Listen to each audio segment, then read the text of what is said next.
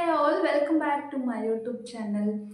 ಎಷ್ಟೊಂದು ಜನ ಕಮೆಂಟ್ಸಲ್ಲಿ ಕ್ವೆಶನ್ಸ್ನ ಕೇಳ್ತಿದ್ದೀರಾ ಅಥವಾ ಡೌಟ್ಸ್ನ ಕೇಳ್ತಿದ್ದೀರಾ. ಸೊ ಅದಕ್ಕೆ ಆನ್ಸರ್ ಮಾಡೋಣ ಅಂತ ಅಂದ್ಕೊಂಡೆ. ಆ್ಯಂಡ್ ಇನ್ನೊಂದೇನು ಅಂದರೆ ನಾನು ವೀಡಿಯೋಸ್ ಎಲ್ಲ ಹಾಕ್ತಿರ್ಬೇಕಾದ್ರೆ ಅದರಲ್ಲಿ ಕಮೆಂಟ್ಸಲ್ಲಿ ಅದು ಇದು ಏನಾದರೂ ಗೊತ್ತಿಲ್ಲ ಅಂದರೆ ಕೇಳ್ತಿರ್ತೀರಲ್ವ. ಸೊ ನಾನೇನು ಅಂದ್ಕೊಂಡೆ, ಎಲ್ಲರೂ ಕ್ವೆಶನ್ಸು ಒಂದು 5 to 10 ಕ್ವೆಶನ್ಸಿಗೆ ಅಂಡರ್ 5 ಮಿನಿಟ್ಸಲ್ಲೇ ಹಾಕೋಂಗೆ ಚಿಕ್ಕ ಚಿಕ್ಕ ವೀಡಿಯೋಸ್ನ ಹಾಕ್ತಿರ್ತೀನಿ. ಸೊ ದಟ್ ನಿಮಗೆ ಕಮ್ಮಿ ಟೈಮಲ್ಲಿ ಎಲ್ಲ ಇನ್ಫಾರ್ಮೇಷನ್ನು ಸಿಗುತ್ತೆ. ಅಂದರೆ ಏನೇನು ಕ್ವೆಶನ್ಸ್ ಕೇಳಿರ್ತಾರೆ ನಿಮಗೂ ಕೂಡ ಅದರ ಆನ್ಸರ್ ಗೊತ್ತಾಗುತ್ತೆ ಅಂತ. ಯಾಕೆಂದರೆ ಲಾಂಗ್ ವೀಡಿಯೋಸ್ ಮಾಡ್ತಾ ಇದ್ದರೆ 10+ ಮಿನಿಟ್ಸಲ್ಲಿ ಇದ್ದರೆ ನಿಮಗೂ ಬೋರ್ ಅಂತ ಅನಿಸುತ್ತೆ. ಸೊ ನನಗಿದು ಬೆಸ್ಟ್ ಅನಿಸ್ತು. ಸೊ 5 ಮಿನಿಟ್ಸ್ ಅಂಡರಲ್ಲೇ ವೀಡಿಯೋಸ್ನ ಹಾಕ್ತಾ ಇರ್ತೀನಿ. ನಿಮಗೆ ಟೈಮ್ ಇದ್ದರೆ ನೋಡ್ಕೊಳ್ಳಿ, ಏನಾದರೂ ಡೌಟ್ಸ್ ಇದ್ದರೆ ಕ್ಲಿಯರ್ ಆಗುತ್ತೆ ಅಂತ ಅಷ್ಟೇ. Okay. And first of all question ಏನು ಅಂತಂದರೆ, ಫಸ್ಟು ಏನು ಕೇಳಿದ್ದೀರಾ, ಸಿಬಿಲ್ ಸ್ಕೋರ್ ಬಗ್ಗೆ ಹೇಳಿ ಅಂತ ಕೇಳಿದ್ದೀರಾ. ಓಕೆ. ಸಿಬಿಲ್ ಸ್ಕೋರು ಅಂದರೆ ಇವಾಗ ನೀವು ಜಾಯಿನ್ ಆಗಬೇಕಾದ್ರೆ ಅದೇನು ಇಂಪ್ಯಾಕ್ಟ್ ಬೀಳುತ್ತೆ ಅಂತ ಹೇಳೋದಾದರೆ ನಾನು ಜನರಲ್ ಆಗಿ ಹೇಳ್ತೀನಿ. ಇವಾಗ ನಿಮ್ಮ ಬ್ಯಾಂಕ್ ಅಕೌಂಟ್ ಇಲ್ಲ ಅಂತ ಅಂದ್ಕೊಳ್ಳಿ, ಯಾವುದೇ ಬ್ಯಾಂಕ್ ಅಕೌಂಟ್ ನಿಮ್ಮದು ಇಲ್ಲ, ಒಂದು ಸಿಂಗಲ್ ಬ್ಯಾಂಕ್ ಅಕೌಂಟ್ ಕೂಡ ನೀವು ಇನ್ನೂ ಮಾಡಿಸಿಲ್ಲ ಅಂದರೆ ನಿಮ್ಮದು ಡಾಕ್ಯುಮೆಂಟ್ ವೆರಿಫಿಕೇಷನ್ ಟೈಮ್ ಬಂತು, ನೀವು ಆಲ್ರೆಡಿ ನಿಮ್ಮ ಸೆಲೆಕ್ಷನ್ ಆಗಿದೆ, ಡಿ.ವಿಗೆ ಹೋಗ್ತಿದ್ದೀರಾ ಅಂದಾಗ ಅಲ್ಲಿ ನಿಮ್ಗೆ ಯಾವುದೇ ಡಾಕ್ಯುಮೆಂಟ್ಸ್ನು ಕೇಳಲ್ಲ, ಅಂದರೆ ರಿಗಾರ್ಡಿಂಗ್ ಸಿಬಿಲ್ ಸ್ಕೋರ್. ಓಕೆ. ಯಾಕೆಂದರೆ ನಿಮ್ಮದು ಯಾವುದೋ ಅಕೌಂಟೇ ಇಲ್ಲ ಅಲ್ವಾ, ಹಂಗಿದ್ರೆ ಸಿಬಿಲ್ ಸ್ಕೋರ್ ಅವಶ್ಯಕತೆ ಇರಲ್ಲ. ಓಕೆ. ಫಸ್ಟು ಅದು. ಇನ್ನೊಂದೇನು ಅಂದರೆ ನಿಮ್ಮ ಬ್ಯಾಂಕ್ ಅಕೌಂಟ್ ಇರುತ್ತೆ ಬಟ್ ನೀವೆಲ್ಲೂ ಲೋನೇ ತೊಗೊಂಡಿಲ್ಲ. ಸೊ ಇಂಥ ಟೈಮಲ್ಲಿ ಕೂಡ ನಿಮ್ಮದು ಸಿಬಿಲ್ ಸ್ಕೋರ್ ತೆಗೆಸಿದ್ರು ಕೂಡ ಅಲ್ಲಿ ನಿಮಗೆ -1 ಅಂತ ಬರುತ್ತೆ. ಓಕೆ. ಅಂದರೆ ನೀವೇನು ಲೋನೇ ತೊಗೊಂಡಿಲ್ವಲ್ಲ, ಸೊ -1 ಆಗಿರ್ಬೋದು ಅಥವಾ NA ಆಗಿರ್ಬೋದು, ಈ ಥರ ಬರುತ್ತೆ. ಸೊ ಅದನ್ನು ಕಂಪ್ಲೀಟ್ಲಿ ಆಕ್ಸೆಪ್ಟೇಬಲೇ, ಅದಕ್ಕೆ ನೀವು ಎಲಿಜಿಬಲ್ ಇದ್ದೀರಾ, ಡಾಕ್ಯುಮೆಂಟ್ ವೆರಿಫಿಕೇಷನ್ ಆರಾಮಾಗಿ ಆಗುತ್ತೆ, ನೀವು ಜಾಯ್ನಿಂಗ್ ಕೂಡ ಆಗುತ್ತೆ. ಓಕೆ. ಅದೇ ನಿಮ್ಮ ಬ್ಯಾಂಕ್ ಅಕೌಂಟ್ ಇತ್ತು ಆ್ಯಂಡ್ ನೀವು ಲೋನ್ ತೊಗೊಂಡಿದ್ರಿ ಅಂತ ಅಂದ್ಕೊಳ್ಳಿ. ಸೊ ಲೋನ್ ತೊಗೊಂಡಾಗ 2 ಥರ ಬರುತ್ತೆ. ಒಂದೇನು ಕರೆಕ್ಟಾಗಿ ರೆಗ್ಯುಲರ್ ಆಗಿ ರಿಪೇಮೆಂಟ್ ಮಾಡ್ತಿದ್ದೀರಾ, ಮಂತ್ಲಿ ಇನ್ಸ್ಟಾಲ್ಮೆಂಟ್ಸ್ ಆಗಿರ್ಬೋದು, ಅದು ಏನೇ ಆಗಿರಲಿ ರೆಗ್ಯುಲರ್ ರಿಪೇಮೆಂಟ್ ನೀವು ಮಾಡ್ತಿದ್ದೀರಾ ಅಂತಂದರೆ ನಿಮ್ಮ ಸಿಬಿಲ್ ಸ್ಕೋರ್ ತುಂಬ ಚೆನ್ನಾಗೇ ಇರುತ್ತೆ. ಓಕೆ. 600 650 ಮೇಲೆ ಇರುತ್ತೆ, 700 ಮೇಲೂ ಕೂಡ ಇರುತ್ತೆ. ಸೊ ಅದನ್ನು ಗುಡ್ ಅಂತಲೇ ಕನ್ಸಿಡರ್ ಮಾಡ್ತಾರೆ, ಅದರಿಂದ ಯಾವುದೇ ತೊಂದರೆ ಇಲ್ಲ. ಓಕೆ. ಸೊ ಕರೆಕ್ಟಾಗಿ ರಿಪೇಮೆಂಟ್ ಮಾಡ್ತಾ ಇದ್ದರೆ ಸಿಬಿಲ್ ಸ್ಕೋರ್ ಚೆನ್ನಾಗೇ ಬರುತ್ತೆ, ನೀವು ಆರಾಮಾಗಿ ಡಿ.ವಿ ಮುಗಿಸ್ಕೋಬೋದು. ಅದನ್ನ ನೀವು ರಿಪೋರ್ಟ್ ತಗೊಂಡು ಹೋಗಬೇಕಾಗುತ್ತೆ. 650 ಮೇಲೆ ನಿಮ್ಮ ಸ್ಕೋರ್ ಬಂದಿರುತ್ತೆ ಆ್ಯಂಡ್ ಅದನ್ನು ನೀವು ಸಬ್ಮಿಟ್ ಮಾಡಬೇಕು.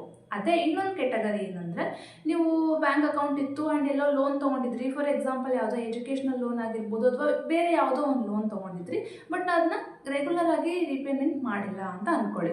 ಸೊ ಎಲ್ಲೋ ಸ್ವಲ್ಪ ದಿನ ಬಿಟ್ಬಿಟ್ರಿ, ಕಟ್ಟಲಿಲ್ಲ, ಏನೋ ಫಾರ್ ಎನಿ ಪರ್ಪಸ್ ನನಗೆ ಗೊತ್ತಿಲ್ಲ, ಬಟ್ ನೀವೇನಾದರೂ ಬಿಟ್ರಿ ಅಂತ ಅಂದ್ಕೊಳ್ಳಿ, ಆವಾಗ ಅದು ಇರ್ರೆಗ್ಯುಲರ್ ಆಗಿರುತ್ತೆ ಆ್ಯಂಡ್ ಅದೇನಾಗುತ್ತೆ ಸಿಬಿಲ್ ಸ್ಕೋರ್ ಮೇಲೆ ತುಂಬ ಇಂಪ್ಯಾಕ್ಟ್ ಬೀಳುತ್ತೆ. ನಿಮ್ಮ ಸಿಬಿಲ್ ಸ್ಕೋರು ಕೆಳಗಡೆ ಹೋಗ್ತಾನೆ ಇರುತ್ತೆ. ಓಕೆ. 700 ಕೆಳಗಡೆನೇ ಇರುತ್ತೆ, 600 ಕೆಳಗಡೆನೇ ಇರುತ್ತೆ. ಸೊ ಅದು ಅಷ್ಟೊಂದು ಗುಡ್ ಸ್ಕೋರ್ ಅಲ್ಲ ಅಲ್ವಾ. ಸೊ ಅವಾಗ ಏನು ಮಾಡ್ತಾರೆ ಅಂದರೆ, ನೀವು ಅದನ್ನ ರಿಪೋರ್ಟ್ ತೆಗೆದುಕೊಡ್ಬೇಕಾಗುತ್ತೆ ಆ್ಯಂಡ್ ಅವ್ರೇನು ನಿಮ್ಗೆ ಸಜೆಸ್ಟ್ ಮಾಡ್ತಾರೆ ಅಂದರೆ, ಜಾಯ್ನಿಂಗ್ಗೂ ಮುಂಚೆ ನೀವು ಅದೇನು ನಿಮ್ಮ ಡ್ಯೂ ಇರುತ್ತೆ, ಅಥವಾ ಈಗ ಇನ್ನೊಂದೇನೆಂದರೆ ಡ್ಯೂ ಆ್ಯಂಡ್ ಓವರ್ ಡ್ಯೂ ಅಂತ ಇರುತ್ತೆ. ಓಕೆ. ಡ್ಯೂ ಅಂದರೆ ಏನು ಅಂದರೆ, ನಿಮ್ಮ loan repayment date for example ತಗೊಳ್ಳಿ 1ನೇ ತಾರೀಕಿತ್ತು, ನೀವು ಕಟ್ಟಬೇಕಾಗಿತ್ತು, ಒಂದು 2-3 ದಿನ ಹಿಂಗೆ ಹೆಚ್ಚು ಕಮ್ಮಿ ಆಯಿತು, ಇನ್ನೂ ಕಟ್ಟಿಲ್ಲ ಅಂತಂದರೆ ಅದು ಜಸ್ಟ್ ಲೋನ್ ಡ್ಯೂ ಅಂತ ಅರ್ಥ.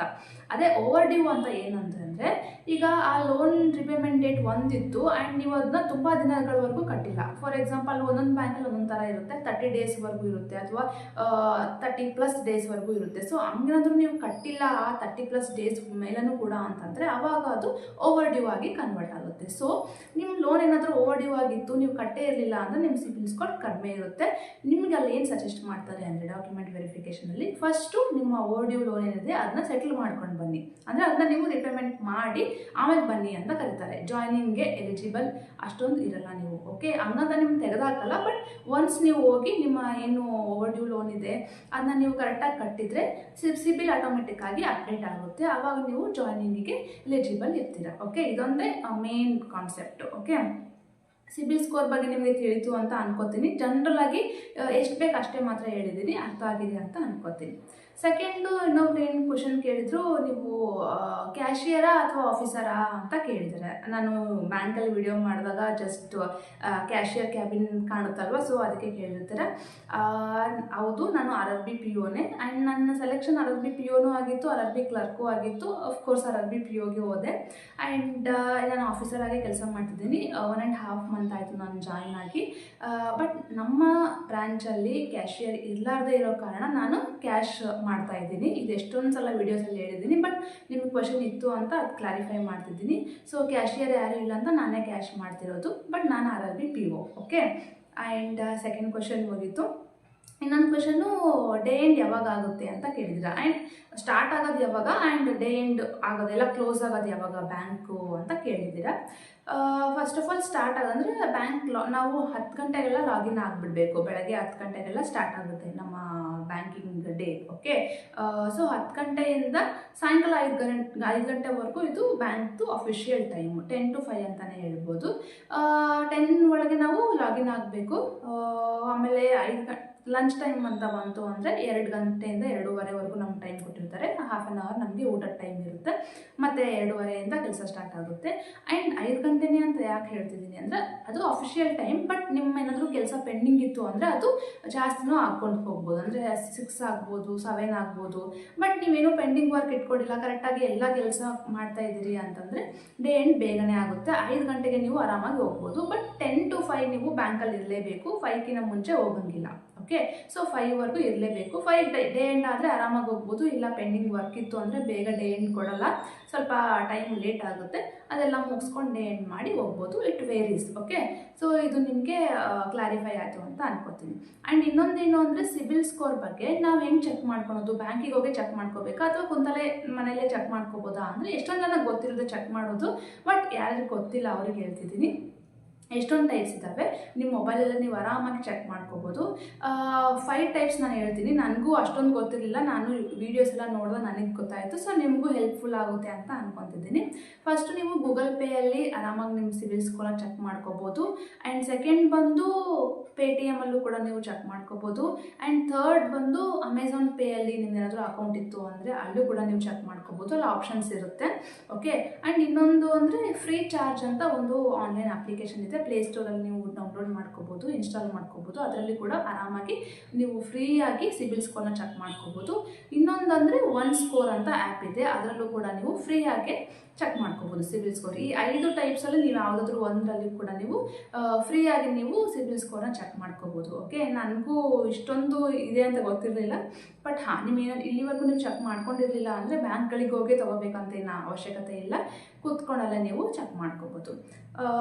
ಆ್ಯಂಡ್ ಇನ್ನೊಂದು ಲಾಸ್ಟ್ ಕ್ವಶನ್ ಏನು ಅಂದರೆ, ಈಗ ಅಪ್ಲಿಕೇಶನ್ ಹಾಕೋ ಟೈಮಲ್ಲಿ ನಮ್ಮ ನೇಮು ಅಥವಾ ನಮ್ಮ ಮದರ್ ನೇಮ್, ನಮ್ಮ ಫಾದರ್ ನೇಮು ಇದರಲ್ಲಿ ಸ್ಪೆಲ್ಲಿಂಗ್ ಮಿಸ್ಟೇಕ್ ಇದೆ ಅಥವಾ ಒಂದು ಸ್ಪೆಲ್ಲಿಂಗು ಮಿಸ್ ಆಗಿಬಿಟ್ಟಿದೆ, ಈಗ ಏನು ಮಾಡಲಿ ನಾನು ಅಂತ ಏನೋ ಕ್ವೆಶನ್ ಕೇಳಿದ್ರಿ. ಸೊ ಅದಕ್ಕೇನಂದರೆ ಏನಿಲ್ಲ, ಸಿಂಪಲ್ಲು ಅದಕ್ಕೆ ಒಂದು ಅಫಿಡಾವಿಟ್ ಮಾಡಿಸಿ ಕೋರ್ಟಲ್ಲಿ ಅವರು ಮಾಡಿಕೊಡ್ತಾರೆ. ಅದನ್ನೇ ನೀವು ತೊಗೊಂಡು ಡಿ.ವಿ ಟೈಮಲ್ಲಿ ಪ್ರೆಸೆಂಟ್ ಮಾಡಿದರೆ ಆಯಿತು, ಅವರು ಆಕ್ಸೆಪ್ಟ್ ಮಾಡ್ಕೋತಾರೆ. ಓಕೆ, ಸೊ ಆ ಅಫಿಡಾವಿಟು ಕೋರ್ಟಲ್ಲಿ ಹೋಗಿ ತೊಗೋಬೇಕು.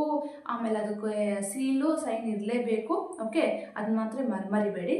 ಇದು ಅಫಿಡಾವಿಟು ಸ್ಪೆಲ್ಲಿಂಗ್ ಮಿಸ್ಟೇಕ್ ಆಗಿರ್ಬೋದು ಅಥವಾ ಸ್ವಲ್ಪ ಅಡ್ರೆಸ್ ಏನಾದರೂ ಹಾಗೆ ಹಿಂಗೆ ಆಗಿತ್ತು ಅಂತ ಅಂದ್ಕೊಳ್ಳಿ, ಏನೇ ಆಗಿರಲಿ ಅಫಿಡಾವಿಟ್ ಒಂದು ಆರಾಮಾಗಿ ನೀವು ಸೊಲ್ಯೂಷನ್ ಅಂತ ಅನ್ಕೋಬೋದು.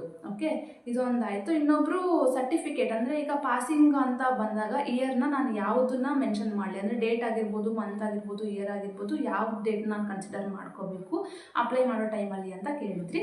ಅಂದರೆ ನೀವು ನಿಮ್ಮ ಸೆಮ್ ಮುಗೀತು, ನಿಮ್ಮ ಇಯರ್ ಮುಗೀತು ಅಂತ ಆ ಡೇಟಾ, ಎಕ್ಸಾಮ್ಸ್ ಎಲ್ಲ ಮುಗೀತಲ್ಲ ಆ ಡೇಟಾ, ಅಥವಾ ನಿಮಗೆ ಒಂದು ಸರ್ಟಿಫಿಕೇಟ್ ಬರುತ್ತಲ್ಲ ಪಾಸ್ ಆದಮೇಲೆ ಮಾರ್ಕ್ಸ್ ಕಾರ್ಡ್ ಆಗಿರ್ಬೋದು ಅಥವಾ ನಿಮ್ಮ ಪ್ರೊವಿಷನಲ್ ಡಿಗ್ರಿ ಸರ್ಟಿಫಿಕೇಟ್ ಆಗಿರ್ಬೋದು. ಸೊ ಅದೊಂದು ಸರ್ಟಿಫಿಕೇಟಲ್ಲಿ ಏನು ಡೇಟ್ ಮೆನ್ಷನ್ ಮಾಡಿರ್ತಾರಲ್ಲ ಅದನ್ನೇ ನೀವು ಕೊಡೋದು ಬೆಟರ್ ಆಗುತ್ತೆ. ಅದ್ರ ಬದಲು ನಿಮ್ಮ ರಿಸಲ್ಟ್ ಬಂದಿದ್ದ ದಿನಾನೋ ಅದನ್ನೆಲ್ಲ ಕೊಡೋಕ್ಕಿಂತ ಪಾಸಿಂಗ್ ಸರ್ಟಿಫಿಕೇಟ್ ಮೇಲೆ ಏನು ತೋರಿಸುತ್ತಲ್ಲ ಅದನ್ನೇ ನೀವು ಮೆನ್ಷನ್ ಮಾಡಿದರೆ ಸರಿ ಹೋಗುತ್ತೆ ಅಂತ ಹೇಳ್ತೀನಿ.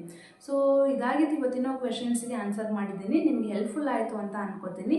ಮತ್ತು ನಿಮ್ಗೆ ಏನಾದರೂ ಕ್ವೆಶನ್ಸ್ ಇದ್ದರೆ ಕಮೆಂಟ್ ಸೆಕ್ಷನಲ್ಲಿ ಕೇಳ್ತಾ ಇರಿ. ನಾನು ಅದಕ್ಕೆ ಆದಷ್ಟು ಬೇಗ ಮತ್ತೆ ಒಂದು 2-3 ದಿನಕ್ಕೆ ಒಂದೊಂದು ವೀಡಿಯೋಸ್ನ ಅಪ್ಲೋಡ್ ಮಾಡ್ತಿರ್ತೀನಿ. ಒಂದು 5 ಮಿನಿಟ್ಸಲ್ಲೇ ನಾನು ಅದನ್ನ ಮುಗಿಸ್ಬಿಡ್ತೀನಿ. ಓಕೆ, ಸೊ ಮತ್ತೆ ಸಿಗೋಣ ನೆಕ್ಸ್ಟ್ ವಿಡಿಯೋ ಅಲ್ಲಿ. ಅಲ್ಲಿವರೆಗೂ ಟೇಕ್ ಕೇರ್, ಬಾಯ್.